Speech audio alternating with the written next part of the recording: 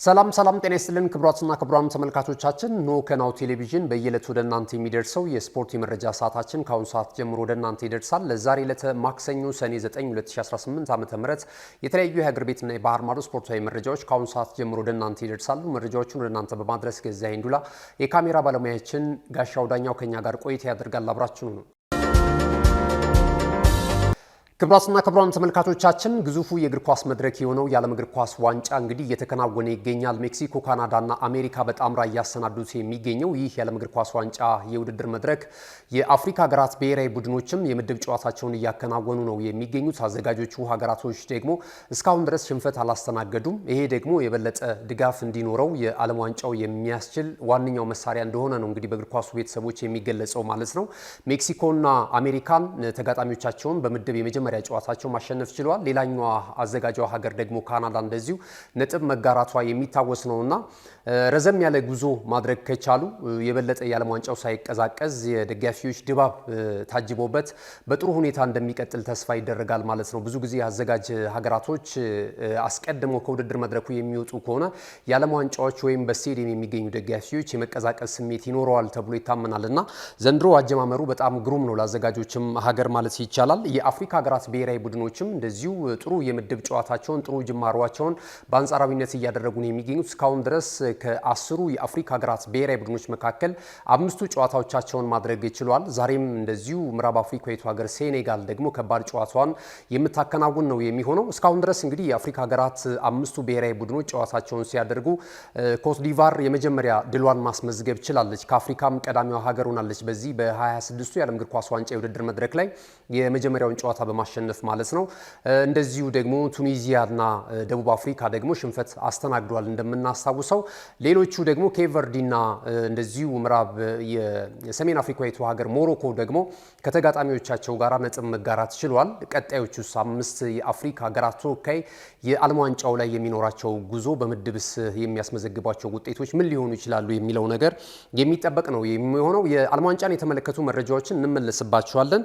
ሁልጊዜም ግን እንደምናደርገው እንግዲህ የመጀመሪያውን ጥያቄ ወደ እናንተ እናደርስ። በየዕለቱ 3 ጥያቄዎችን ወደ እናንተ እያደረስን እናንተም በምትሰጡን መልስ ደግሞ እየለካን የሞባይል ካርድ ሽልማት ወደ እናንተ የምናደርስ ነው የሚሆነው ማለት ነው። እንግዲህ የዛሬው የመጀመሪያው ጥያቄ የሚሆነው የዓለም እግር ኳስ ዋንጫ የውድድር መድረክ እንግዲህ 23ኛው ላይ ደርሷል። እንደሚታወቀው አሁን እየተከናወነ ወይም በመከናወን ላይ የሚገኘው የዓለም እግር ኳስ ዋንጫ የውድድር መድረክ 23ኛው ነውና አንድ ጊዜ ብቻ በዓለም ዋንጫ ታሪክ በተለይ በጦርነት ምክንያት በሁለተኛው የዓለም ጦርነት ምክንያት አንድ ጊዜ ያልተከናወነም የዓለም ዋንጫ ማለት ነውና ይህ የዓለም ዋንጫ ያልተከናወነው ስንተኛው ነው ወይም እንደ አውሮፓውያን አቆጣጠር በስንት ዓመተ ምህረት መከናወን የነበረበት የዓለም ዋንጫ ነው ሳይካሄድ የቀረው? ይህንን ልታደርሱን ትችላላችሁ። የናሁ ስፖርት የዛሬው የመጀመሪያው ጥያቄን አድርገነዋል። ሌሎች ተጨማሪ 2 ጥያቄዎችን ደግሞ በየመረጃዎቻችን መካከል ወደ እናንተ የምናደርስ ይሆናል። አሁን ቀዳሚ ወዳደረግነው የሀገር ቤት ስፖርታዊ መረጃችን እንለፍ። የሀገር ቤት ስፖርታዊ መረጃችን የሚሆነው የሲቢ ኢትዮጵያ ፕሪሚየር ሊግ የ35ኛ ሳምንት መርሃ ግብር ጨዋታዎች በአዲስ አበባ ስቴዲየም እና እንደዚሁም ደግሞ በአዳማ ሳይንስና ቴክኖሎጂ ዩኒቨርሲቲ ስቴዲየም እየተከናወኑ ነው የሚገኙት። እንግዲህ የውድድር ዓመቱ ሊጠናቀቅ ሻምፒዮናውም ሊታወቅ ጥቂት ቀናቶች ናቸው የቀሩት። ጥቂት የመርሃ ግብር ጨዋታዎችም ናቸው የቀሩት። ሲዳማ ቡና ወደ ዋንጫው ክብር እየገሰገሰ ነው የሚገኘው የጊዜ ጉዳይ ካልሆነ በስተቀረ። ሲዳማ ቡና በታሪኩ ለመጀመሪያ ጊዜ የኢትዮጵያ ፕሪሚየር ሊግ ዋንጫ ክብርን ለማሳካት ቀናቶች ናቸው እየቀሩት የሚገኘው ማለት ነው። በቀጣዮቹ ጨዋታዎች የምንመለከተው ይሆናል። ትላንት እንግዲህ በ35ኛ ሳምንት መርሃ ግብር ላይ የተደረጉ ጨዋታዎችን ስንመለከት የሰሜን ኢትዮጵያ ተወካዩ ክለብ ፋሲል ከተማ ከሀዲያ ሆሳዕና ጋር ያደረጉት ጨዋታ በአጼዎቹ 1-0 አሸናፊነት ተጠናቋል። ይህ ጨዋታ በአጼዎቹ አሸናፊነት እንዲጠናቀቅ የአሸናፊነቱን ብቸኛውን ግብ ከመረብ ማሳረፍ የቻለው ኢያሱ ታምራት ነው ወይም ደግሞ ታምራት ኢያሱ ነው 43ኛው ደቂቃ ላይ ማለት ነውና አጼዎቹ ፋሲል ከነማዎች እንግዲህ የበለጠ ደረጃቸውንና ውጤታቸውን ማሻሻል የቻሉበትን ውጤት ማስመዝገብ ችሏል። ሌላም ጨዋታ እንደዚሁ ተደርጓል።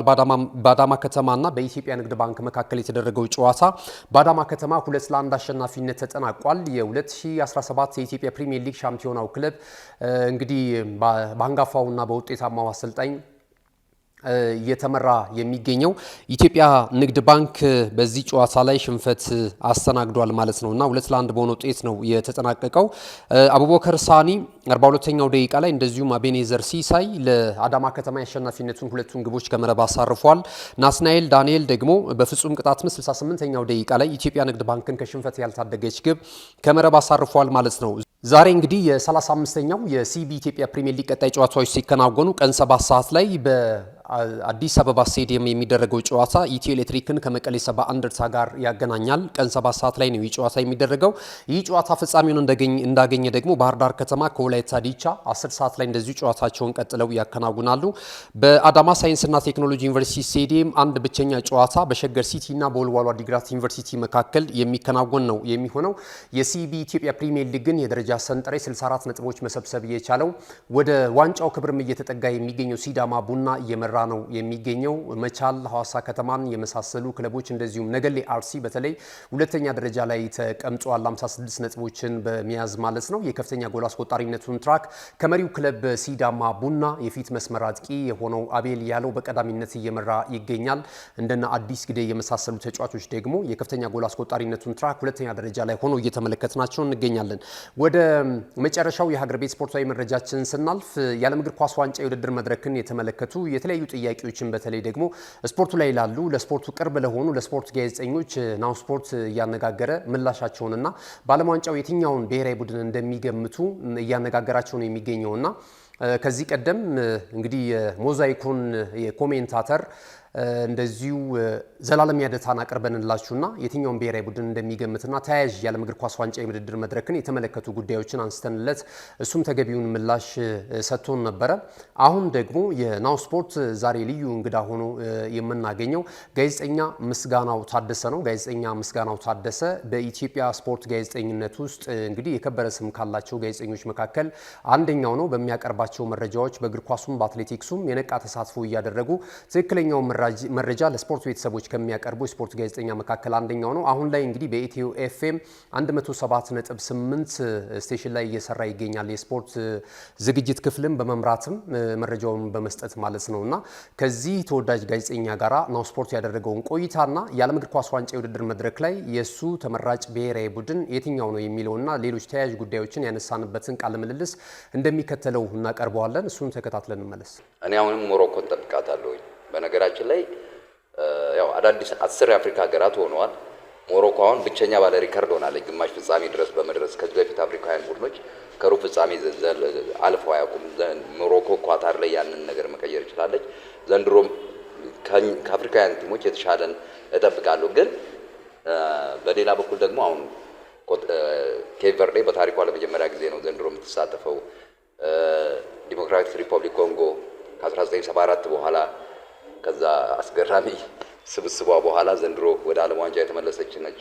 ኮት ዲቯር ከረጅም ዓመት በኋላ እንደዚሁ ወደ ዓለም ዋንጫው ተመልሳ መጥታለች እና እንደ ኬፕ ቨርዴ አይነት ደግሞ ያልተጠበቁ ደግሞ ሰርፕራይዚንግ ቲሞችም ደግሞ ሊኖሩ ይችላሉ እያስባለሁ። ምክንያቱም ከዚህ በፊት 2013 እኛ በተሳተፍንበት የደቡብ አፍሪካ የአፍሪካ ዋንጫ ላይ ኬፕ ቨርዴ ተሳትፋ ነበረ በታሪኳ እና የመክፈቻውን ጨዋታ ከደቡብ አፍሪካ ጋር ነበረ ባቻ ውጤት የጀመረችው እና የተጓዘችበት መንገድ በጣም አስገራሚ ነበር።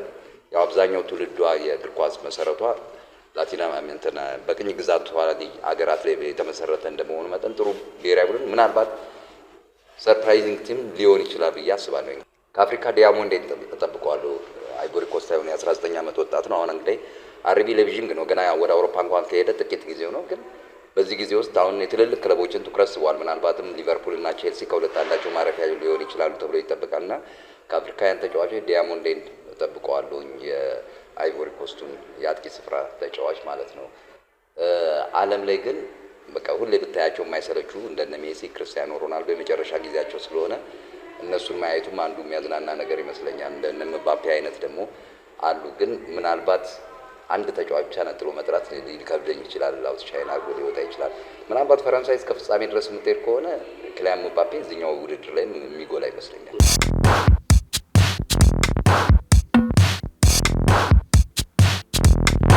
የማድረስ አገልግሎት የወደፊት ዕጣ ፈንታ እዚህ ደርሷል። በትሩዝ የታገዘም ትሩዝ ዴሊቨሪን እናስተዋውቆ። የኛ 100% የኤሌክትሪክ ሞተሮች ለአካባቢ ተስማሚ ብቻ አይደሉም፣ ፈጣን፣ ጸጥተኛና አስተማማኝም ናቸው። ያለምንም ጫጫታ፣ ያለምንም ጭስ የእርስዎ ጥቅል በሰዓቱ ይደርሳል። በቀጥታ ክትትል ላይቭ ትራኪንግ ሁሉንም ነገር ይቆጣጠሩ። ጥቅሎ እስከ ደጃፎ ድረስ ያለውን እንቅስቃሴ በቀጥታ ይመልከቱ። ደህንነት ቅድሚያ የምንሰጠው ጉዳይ ነው። በእኛ የተቀባይ ማረጋገጫ ሪሲቨር ኮንፈርሜሽን ዘዴ ጥቅሎ በትክክለኛው እጅ መግባቱን እናረጋግጣለን። እርስዎ ያረጋግጣሉ፣ እኛም እናስረክባለን። እገዛ ይፈልጋሉ? ቡድናችን ሁልጊዜ በ8194 ዝግጁ ነው። ትሩዝ ዴሊቨሪ ለአካባቢ ተስማሚ፣ ደህንነቱ የተጠበቀና የቀጥታ ክትትል ያለው። ዛሬውኑ በ8194 ይደውሉ። ተመልሰናል። ክቡራትና ክቡራን ተመልካቾቻችን ይህ ናሁ ቴሌቪዥን ነው። ናሁ ስፖርትን የዕለተ ማክሰኞ የመረጃ ሰዓታችንን በመከታተል ላይ ትገኛላችሁ። ቀደም ሲል የሀገር ቤት ስፖርታዊ መረጃዎችን ወደ እናንተ አደርሰናል። በተለይ የሲቢ ኢትዮጵያ ፕሪሚየር ሊግ የ35ኛ ሳምንት መርሃ ግብር ጨዋታዎችን የተመለከቱ መረጃዎች፣ ከዛም ባለፈ ደግሞ ተወዳጁን አንጋፋውን የስፖርት ጋዜጠኛ ምስጋናው ታደሰ ከናሁ ስፖርት ጋር ዓለም ዋንጫን አስመልክቶ የተደረገ ቃለ ምልልስም ወደ እናንተ ጋብዘናችሁ ነው የተመለስ ነው። ስለተከታተላችሁልን እጅግ በጣም እናመሰግናለን። አሁን ከባህር ማዶ የተገኙ ስፖርታዊ መረጃዎችን ወደ እናንተ የምናደርስበት ሰዓት ላይ ደርሰናል። ወቅቱ የዓለም ዋንጫ ነው። የዓለም እግር ኳስ ዋንጫ የውድድር መድረክ በሜክሲኮ፣ ካናዳና እንደዚሁ አሜሪካ የጣምራ አስተናጋጅነት እጅግ በጣም በአስደሳች ሁኔታ ጅማሮውን እያደረገ የምድብ ጨዋታዎችም እየተከናወኑ ነው የሚገኙት። የአፍሪካ ሀገራት ብሔራዊ ቡድኖችም ጨዋታዎችን እያደረጉ ይገኛሉ። ዛሬ ከሚደረጉ የዓለም ዋንጫ የምድብ ጨዋታዎች መካከል በተለይ ጃፓንና ኮሪያ በጣምራ አሰናድተው በነበሩት የ2002ቱን የዓለም እግር ኳስ ዋንጫ የውድድር መድረክን ላይ እንግዲህ ተገናኝተው በተለይ በፈረንሳይና በሴኔጋል ብሔራዊ ቡድን መካከል የተደረገው ጨዋታ የውድድሩ ክስተት እንደነበረ የሚታወስ ነው። በተለይ ከተመዘገበው ውጤት አንጻር ማለት ነው። የሴኔጋል ብሔራዊ ቡድን እንግዲህ ብዙም ግምት አልተሰጣትም ነበረ በዚህ የዓለም እግር ኳስ ዋንጫ የውድድር መድረክ ላይ የመጀመሪያውም ተሳትፎ ስለነበረ ማለት ነው። ነገር ግን ፓፓዲዮፕ እንግዲህ በቅርቡ 2020 ላይ በኖቬምበር ወር ከዚህ ዓለም በ42 ዓመቱ የተለየው ይህ የሴኔጋል ብሔራዊ ቡድን ተጫዋች የመጀመሪያውን ግብ ከመረብ አሳርፎ ታሪካዊን ድል የሴኔጋል ብሔራዊ ቡድን እንዲጎናጸፍ አድርጎት ነበረ። በወቅቱ እንግዲህ እንደሚታወሰው የ1998ቱን የዓለም እግር ኳስ ዋንጫ የውድድር መድረክ ፈረንሳይ ሻምፒዮና ነበረች። ከዛም ባለፈ ደግሞ እንደዚሁ የ2000ን የአውሮፓ ዋንጫንም አሸንፋ ነበር የመጣችውና ትልቅ ግምት ተሰጥቷት ነበረ። ወቅታዊ አቋሟም እጅግ በጣም አስደናቂ ነበረ። ስለዚህ የሴኔጋል ብሔራዊ ቡድንን በቀላሉ ታሸንፋለች ተብሎ ነበር የብዙዎች ግምት የነበረው። ነገር ግን እንግዲህ እግር ኳስ ላይ አንዳንድ ጊዜ ያልተጠበቁ ጉዳዮች ይስተናገዱባታልና የሴኔጋል ብሔራዊ ቡድን ቀደም ሲል እንደጠቀስኩት ፓፓዲዮፕ ያስቆጠራት ጎል የሴኔጋል ብሔራዊ ቡድን አሸናፊ አድርጋለች። በወቅቱ እንግዲህ እንደነ አላጂ ዲዮፍ፣ ሄነሪ ካማራን የመሳሰሉ ፓፓዲዮፕን ጨምሮ ማለት ነው ትልልቅ ከዋክብቶች የነበሩበት የሴኔጋል ብሔራዊ ቡድን ይህንን ያልተጠበቀ ገድል መጻፍ ችሏል። ዛሬም ድረስ በዓለም ዋንጫ እግር ኳስ የውድድር መድረክ ላይ ከሚነሱ ታሪካዊ ውጤቶች መካከል አንደኛው ሆኖ እየተመለከትነው እንገኛለን። ሁለቱ ሀገራት ዛሬ ምሽት የሚያደርጉት ጨዋታ ይጠበቃል። ወደ ዛሬ ጨዋታው ግን ከማለፋችን አስቀድመን ትላንት ምሽት የነበሩትን የምድብ ጨዋታዎች ስንመለከት በተለይ የአፍሪካዊቷ ሀገር ትንሽ ሕዝብ ብዛት ካላቸው ተርታ የምትሰለፈው ኬፕ ቨርዲ በእግር ኳስ የከበረ ስም ካላቸው አውሮፓውያን ሀገራቶች መካከል አንደኛዋ ከሆነችው ከስፔን ጋር ጨዋታቸውን አድርገው ነበር። በምድብ 7 ግብ ሳይቆጠርበት 0-0 በሆናቸው ውጤት ተጠናቋል። የተለያዩ ከዋክብቶችን በስብስብ ውስጥ መያዝ የቻለው የስፔን ብሔራዊ ቡድን 23 ሙከራዎችን ማድረግ ቢችልም ነገር ግን ኳስና መረብን ያገናኘ ተጫዋች አልታየም። ትላንት በስፔን ብሔራዊ ቡድን ማሊያ 62 በመቶ የኳስ ቁጥጥር ነበራቸው። ኬፕ ቨርዲ በፍጹም የመከላከል እንቅስቃሴ ሲያሳዩ ነበረ። አንዳንዶች ከአርሰናል ጋር የውድድር ዓመቱን ሲያነጻጽሩት የኬፕ ቨርዲ ብሔራዊ ቡድን የመከላከል አቅማቸው እጅግ በጣም የላቀ መሆኑን ሲያስመለክቱና ተመልክተናቸዋል ማለት ነውና በጣም ሲደነቅላቸው ነበረ። አርሰናል እንግዲህ በአለፈው የውድድር ዓመት እንግዲህ እጅግ በጣም አስደናቂ ብቃቱም በተለይ በመከላከሉ ረገድ ያሉት የተጫዋቾች ጥራት ብዙ ሲባልላቸው ነበርና ትላንትም የኬፕ ቨርዲ ተጫዋቾችም በተመሳሳይ ይሄንኑ አድናቆት ሲጎርፍላቸው እንደነበረ ተመልክተናል።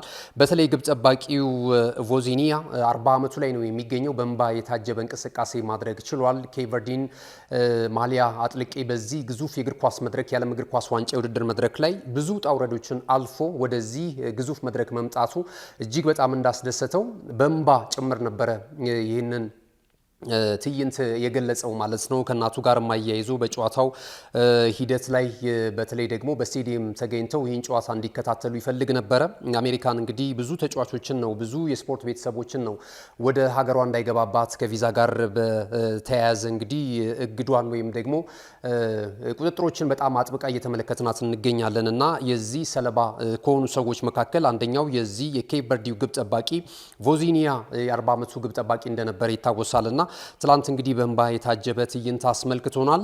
ጨዋታውም 0-0 በሆናቸው ውጤት ተጠናቋል። ምናልባት በአፍሪካ ወይም በዚህ የዓለም እግር ኳስ ዋንጫ የውድድር መድረክ ላይ ክስተት ከሚሆኑ ብሔራዊ ቡድኖች መካከል አንደኛዋ ኬፕ ቨርዲ ልትሆን እንደምትችል እየተነገረ ነው የሚገኘው ማለት ነው። ሌላው እንግዲህ በምድብ 7 ሀገረ ግብጽ ወይም ደግሞ አፍሪካን ከወከሉ ሀገራቶች መካከል አንደኛዋ የሆነችው ግብጽ ከቤልጂየም ያደረጉት ጨዋታ አንዳቻ በሆነ ውጤት ተጠናቋል። በዚህ ጨዋታ ላይ ሁለቱም የግብጽ ብሔራዊ ቡድን ተጫዋቾች ናቸው ለግብጽም ለቤልጂየምም ጎል ማስቆጠር የቻሉት 20ኛው ደቂቃ ላይ የፈርዖኖቹ ተጫዋች የሆነው ሄማም አሻር ጎል አስቆጥሮ ነበረ። 1-0 በሆነ ውጤት ይመሩ ነበረ። ከዛ በኋላ ግን እንደዚሁ 66ኛው ደቂቃ ላይ ደግሞ መሐመድ ሃኒ በራሱ ግብ ላይ ጎል አስቆጥሮ አንዳቻ በሆነ ውጤት ጨዋታው ተጠናቋል። አንጋፋው አፍሪካ ከምትመካባቸው የፊት መስመር ተጫዋቾች መካከል አንደኛው የሆነው መሐመድ ሳላ እንግዲህ 34ኛ ዓመቱን የልደት ባህሉን ትላንትና አክብሯል። በዚህ የዓለም እግር ኳስ ዋንጫ የምድብ የመጀመሪያ ጨዋታቸው ላይ ባደረጉት እንቅስቃሴ ማለት ነው። የሞሐመድ ሳላ እንግዲህ ከእንግሊዝ ፕሪሚየር ሊግ እስከ ጣሊያን ሴሪያ ድረስ በተለያዩ ክለቦች መጫወት የቻለ ነው። በተለይ በሮማ ከዛም ባለፈ ደግሞ በእንግሊዝ ፕሪሚየር ሊግ ተሳታፊ ክለቦቹ በቼልሲና በሊቨርፑል ቤት ያለው ታሪክ ደግሞ ከፍ ብሎ እየተመለከት ነው እንገኛለን። በውድድር ዓመቱ መጨረሻ በእርግጥ ከቀዮቹ ጋር መለያየቱ የሚታወስ ነው። ቀጣይ ምናልባት የአውሮፓ ትልልቅ ክለቦች መዳረሻው ሊሆኑ ይችላሉ። አሊያም ደግሞ ገንዘብ ወደሚሰራበት በእድሜ ማምሻቸው ተጫዋቾች ወደሚመርጧቸው ኤምኤልኤስ ወይም ደግሞ የሜጀር ሊግ ሶከር ወደ አሜሪካ ላይ ያቀና ይችላል። ካሊያም ደግሞ ወደ ሳውዲ ፕሮ ሊግ ክለቦችም ሊያመራ የሚችልበት እድል እንዳለ እየተገለጸ ነው የሚገኘው። ይህ የዓለም እግር ኳስ ዋንጫ የውድድር መድረክም በግብጽ ብሔራዊ ቡድን ማሊያ የመጨረሻው እንቅስቃሴ ሊሆን ይችላል እየተገመተ ነው የሚገኘው ማለት ነውና ትላንትና አንደኛዋ ጎል ስትቆጠር እንግዲህ ይህንን ኳስ አመቻችቶ ማቀበል ችሏል ማለት ነው። ትላንት የዓለም ዋንጫውን የመጀመሪያውን አሲስት ማድረግ ችሏል። ቀጣይ እንግዲህ የግብጽ ብሔራዊ ቡድን የምድብ ጨዋታዎች የሚጠበቁ ነው የሚሆነው። ሌላኛው ኢራንን እንደዚሁ ከኒውዚላንድ ጋር ያገናኘው ጨዋታ 2-2 በሆነ ውጤት ተጠናቋል። በነገራችን ላይ ትላንት የነበሩት የምድብ ሶስቱም ጨዋታዎች ባቻ ውጤት ነው የተጠናቀቁት። ግብጽ ከኬፕ ቨርዲ 0-0 እንደዚሁም ይቅርታ ስፔን ከኬፕ ቨርዲ 0-0 ከዛ ባለፈ ደግሞ ግብጽ ከቤልጂየም 1-1 በሆነ ውጤት ኢራን ከኒውዚላንድ ያደረጉትም ጨዋታ 2-2 በሆነ ውጤት ነው የተጠናቀቀው ማለት ነው። ዛሬ ወደሚደረጉት ጨዋታዎች በቀጥታ የምናልፍ ይሆናል።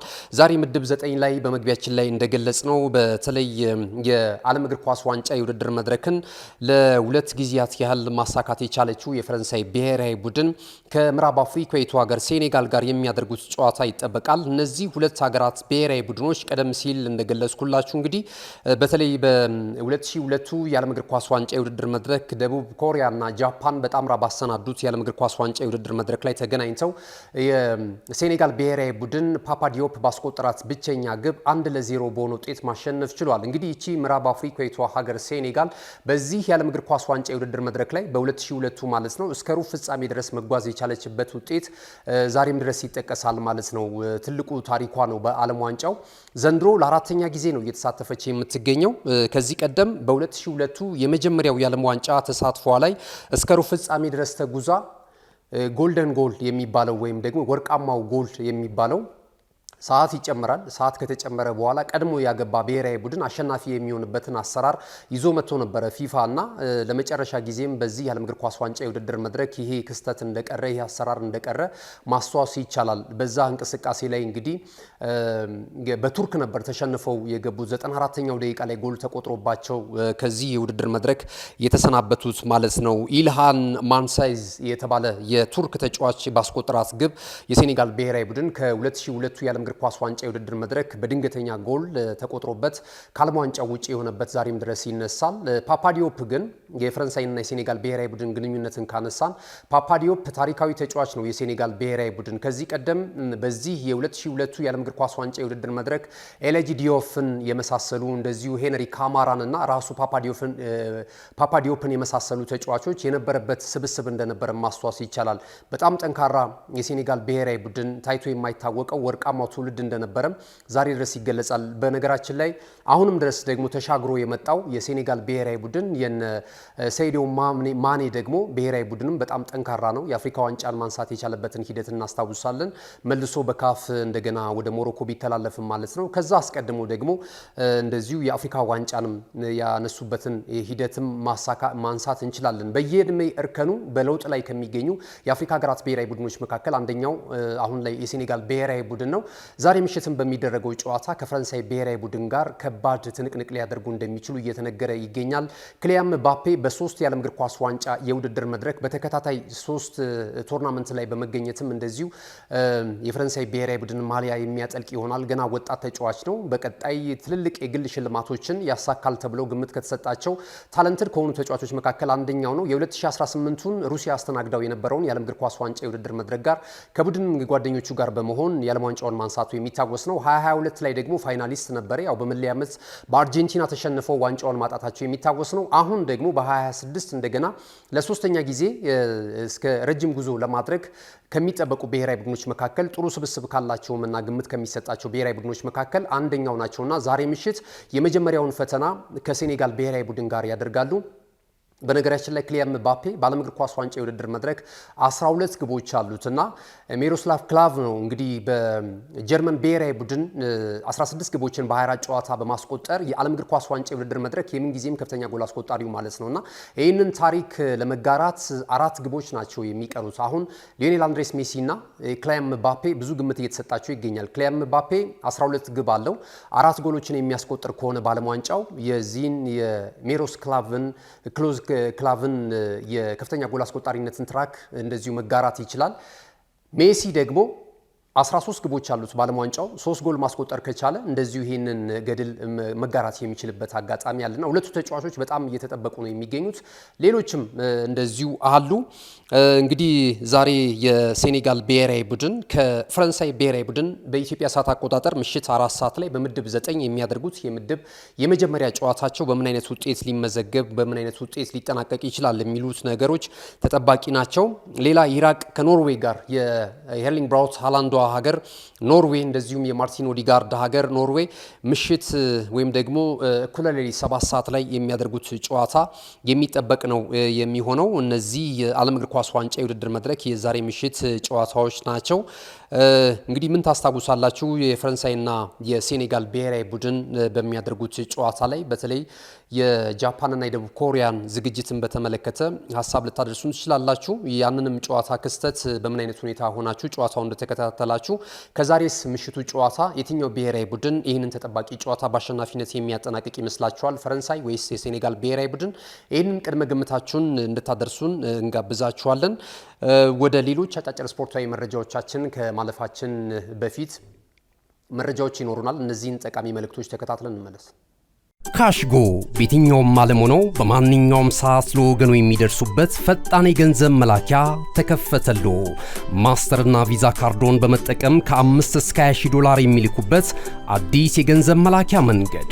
ካሽጎን ለየት የሚያደርገው የትኛውም የገንዘብ ዝውውር በፍጥነት አገልግሎት ከመስጠቱም ባሻገር ለማንኛውም አገልግሎት ምንም አይነት ክፍያ አለመጠየቁ ነው።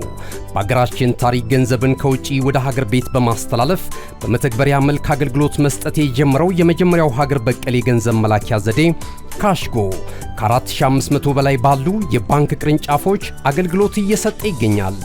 ገንዘቦን በሰኮንዶች ልዩነት ውስጥ ይፈልጉ በአካውንቶ ወይንም በእጆ ቆጥረው የሚወስዱበት ልዩ ዘዴ። በቅርቡ ሁሉንም ኢትዮጵያዊ ባለቤት ለማድረግ ጉዞ የጀመረው ካሽጎ ዛሬውኑ መተግበሪያውን በስልኮ ላይ በመጫን የአገልግሎቱ ተጠቃሚ ሆኑ። ፍጥነት መለያችን፣ ኢትዮጵያን መክፈቻችን፣ ካሽጎ ነው መላኪያችን። ካሽጎ የአዲሱ ትውልድ ብራንድ። ተመልሰናል። ክቡራትና ክቡራን ተመልካቾቻችን የመረጃችን የመጨረሻው ምዕራፍ ላይ ነው የምንገኘው። እንግዲህ ዓለም ዋንጫን የተመለከቱ ጥያቄዎች ወደ እናንተ ማድረሳችንን የምንቀጥል ይሆናል። አጫጭር ስፖርታዊ መረጃዎችን በቅድሚያ ወደ እናንተ እናደርስና ከዛ በኋላ ላይ ሁለቱን ቀሪ ጥያቄዎች መውጫ የምናደርጋቸው ይሆናል። እንግዲህ አርሰናልን መረጃ ቀዳሚ እናደርግ። አርሰናል በክረምቱ የተጫዋቾች የዝውውር መስኮት ከተለያዩ ታላላቅ ተጫዋቾች ጋር ስሙ እየተያያዘ ነው የሚገኘው። ክፍተት በሚታዩበት ወይም ደግሞ ያለፉትን ዓመታቶች ትልልቅ የዋንጫ ክብር እንዳያሳኩ ወይም አስተማማኝ ሻምፒዮናነታቸውንም አስተማማኝ የበለጠ እንዳያደርጉ ከያዟቸው ዲፓርትመንቶች መካከል ወይም ደግሞ የመጫወቻ ስፍራዎች መካከል አንደኛው የግራ ክንፉ እንደሆነ ይታወቃልና እዚህ ቦታ ላይም የጨራሽ አጥቂም ይፈልጋል፣ መሃል ላይም እንደዚሁ ይፈልጋል። የግራ መስመር ተከላካይም ተመላላሽ ተጫዋች እንደዚሁ የማስፈረም ፍላጎት እንዳላቸው መድፈኞቹ በተደጋጋሚ እንደዚሁ መረጃዎች እየወጡ ነው የሚገኙት ማለት ነው። ብዙ ተጫዋቾች እዚህ ቦታ ላይ በተጠባባቂነት ወይም ደግሞ በአማራጭነት እየተመለከቱ እንዳሉ የክለቡ ስፖርቲንግ ዳይሬክተር አንድሪያ ቤርታና የቡድኑ አሰልጣኝ ሚካኤል አርቴታ ብዙ እየተባለላቸው ነው የሚገኘው ማለት ነው። የሞርጋን ሮጀርስ ጉዳይ አሁን ወደ ጫፍ ስለመድረሱ መረጃዎች እየጠቆሙ ነው የሚገኙት። የተጫዋቹ ባለንብረት ክለብ አስተን ቪላ ተጫዋቹን ፊርማ ለማግኘት የሚፈልግ ማንኛውም ክለብ እስከ 100 ሚሊዮን ፓውንድ ድረስ ማውጣት እንዳለበት እንደዚሁ ዋጋ ለጥፎበታል። ይህንን የዝውውር ለመፈጸም በጣም ከቀረቡ ክለቦች መካከል የበለጠ ገፍቶ መሄድ የቻለው አርሰናል እንደሆነ እየተገለጸ ነው የሚገኘው። የጊዜ ጉዳይ ካልሆነ አሁን ላይ መድፈኞቹ ሮጀርስን እጃቸው ስለማስገባታቸው ታማኝ ለክለቡ ቅርበት ያላቸው የመረጃ ምንጮች በመዘገብ ላይ ነው የሚገኙትና ይህ ተጫዋች ከመጣ ወደ አርሰናል የፊት ዲፓርትመንቱ ምን ሊሆን እንደሚችል ከወዲሁ መገመት ይቻላል። ተጫዋቹ በአስተን ቪላ ቤት ያደረገው እንቅስቃሴ እጅግ በጣም ግሩም ነው።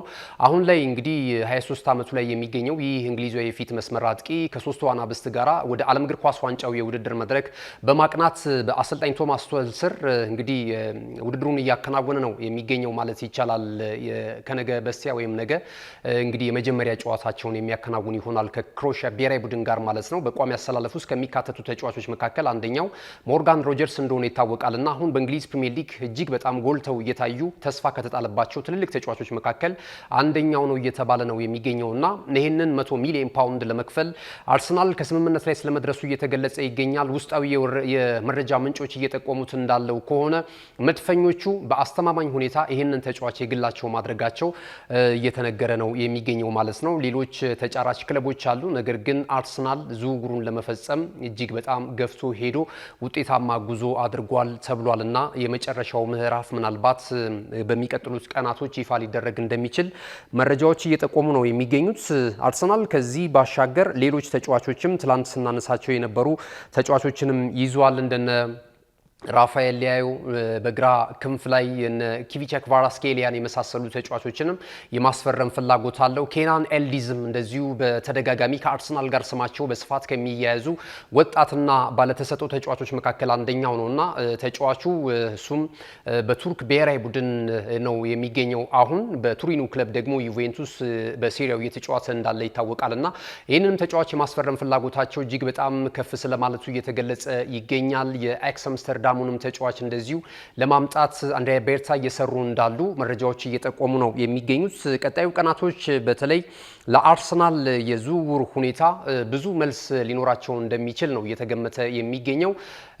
እንግዲህ አርሰናል ባለሀብቶችም ክለቡን በበላይነት የሚመሩትም ሰዎች ዝውውሩ እንዲፋጠን ዝውውሮቹ እንዲቋጩ በተለይ አሰልጣኝ ሚካኤል አርቴታ የተጫዋቾች እጥረት የስኳድ ዴብዙ በጣም ሰፊ እንዲሆን አሁን ፋይናሊስት ሆኖ የተመለሰበትን የአውሮፓ ቻምፒየንስ ሊግ ዋንጫ ክብርን በዚህ 26-27 የውድድር ዘመን እንዲያሳካ አስፈላጊውን ግብዓትና ድጋፍ ሊያቀርቡለት ስለመዘጋጀታቸው ተገልጿል ማለት ነው። በውድድር ዓመቱም እንግዲህ ከሜዳ ውጪ ባሉ ደግሞ የፋይናንስ አካሄድ ላይ እጅግ በጣም አስተማማኝ ጉዞ እያደረጉ እንዳሉ ይታወቃል እና የክለቡ ሰዎች አርቴታ እየሰራ ባለው እንቅስቃሴ እያስመዘገበ ባለው ውጤት እያሳየ ያለው ፕሮግረስ እጅግ በጣም እያስደሰታቸው ነውና አስፈላጊውን ነገር ለማቅረብ ስለመዘጋጀታቸው እየተገለጸ ነው የሚገኘው። የአርሰናል መረጃ በዚህ ካጠናቀቀን ወደ ምዕራብ ለንደኑ ክለብ ቼልሲ ስናቀና ደግሞ ቼልሲ አልቫሮ ካሬራስን ከስፔኑ ክለብ ሪያል ማድሪድ ለማስፈረም እንደዚሁ ከፍተኛ ጥረት በማድረግ ላይ ይገኛል። በተለይ ያልተሳካ ጊዜ በሪያል ማድሪድ አሰልጣኝነት መንበሩ ላይ ማሳለፍ የቻለው ስፔናዊው አሰልጣኝ ዣቪ አሎንሶ የሰማያዊዎቹ አሰልጣኝ ሆኖ ከመሾሙ በፊት እንግዲህ በሪያል ማድሪድ ቤት በነበረው ቆይታ ጥሩ ግንኙነት ከነበራቸው ተጫዋቾች መካከል አንደኛው አልቫሮ ካሬራስ እንደነበረ እየተገለጸ ነው የሚገኘው።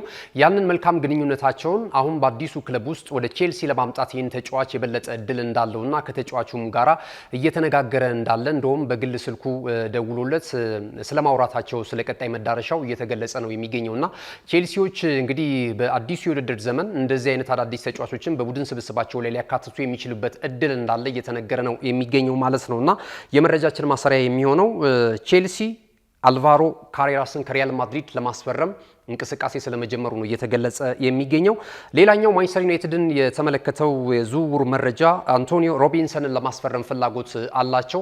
ይህ ተጫዋች በአሰልጣኝ ሞሪሲዮ ፖቼቲኖ የሚመራውን የአሜሪካን ናሽናል ቲም ስብስብ አባል እንደሆነ ይታወቃል። የመጀመሪያ ጨዋታቸውንም እንደዚሁ 4-1 በሆነ ውጤት ማሸነፋቸው የሚታወስ ነው። እንግዲህ የአሜሪካን ብሔራዊ ቡድን ማለት ነው እና በዛ ምርጥ ስብስብ ውስጥ እየታዩ ከሚገኙ በእንግሊዝ ፕሪሚየር ሊግም በተለይ በፉልሃም በአሰልጣኝ ማርኮ ሲልቫ ስር ጥሩ እንቅስቃሴ እያደረጉ ከሚገኙ የፕሪሚየር ሊጉ ተጫዋቾች በፕሪሚየር ሊጉም ጥሩ ልምድ አላቸው ከሚባሉ ተጫዋቾች መካከል አንደኛው የሆነውን ይህንን አንቶኒዮ ሮቢንሰንን ለማስፈረም ከጫፍ ስለመድረሳቸው እየተገለጸ ይገኛል። በእርግጥ እዚህ ቦታ ላይ የተለያዩ አማራጮችን አሰልጣኝ ማይክል ካሪክና የቡድን መልማይ አባላቶች እየተመለከቱና እንደዚሁ ያጤኑበት እንደሚገኙ ቢገለጽም የበለጠ ግን ይህ ዝውውር ሊጠናቀቅ የሚችሉበት እድል ሰፊ ስለመሆኑ የተለያዩ የመረጃ ምንጮች አጠናክረው በማውጣት ላይ ነው የሚገኙት ማለት ነውና እስከ 30 ሚሊዮን ፓውንድ ድረስ ቀይ ሰይጣናቱ ለዚህ ዝውውር ለተጫዋቹ ባለንብረት ክለብ ለምዕራብ ለንደኑ ክለብ ፉልሃም የሚከፍሉበት እድልም እንዳለ ነው እየተነገረ የሚገኘው ማለት ነው።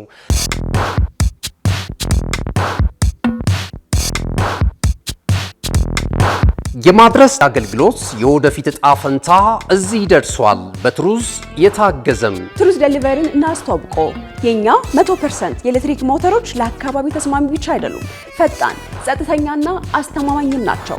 ያለምንም ጫጫታ፣ ያለምንም ጭስ የእርስዎ ጥቅል በሰዓቱ ይደርሳል። በቀጥታ ክትትል ላይፍ ትራኪንግ ሁሉንም ነገር ይቆጣጠሩ። ጥቅሎ እስከ ደጃፎ ድረስ ያለውን እንቅስቃሴ በቀጥታ ይመልከቱ።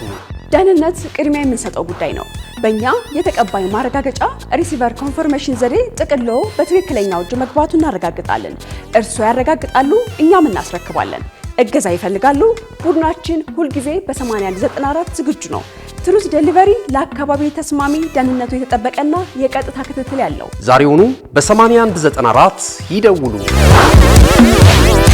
ክቡራትና ክቡራን ተመልካቾቻችን ሁለተኛውንና ሶስተኛውን የናሁ ስፖርት የዛሬ ዕለተ ማክሰኞ የዓለም ዋንጫን የተመለከቱ ጥያቄዎችን ወደ እናንተ እናደርስና የመረጃ ሰዓታችንን እናጠናቅቃለን። ሁለተኛው ጥያቄ የሚሆነው በዓለም እግር ኳስ ዋንጫ የውድድር መድረክ ታሪክ ብዙ ጊዜ በመሳተፍ ቀዳሚዋ ሀገር ማናት ነው? እንደ አጠቃላይ የዓለም እግር ኳስ ዋንጫ የውድድር መድረክ ላይ ማለት ነው።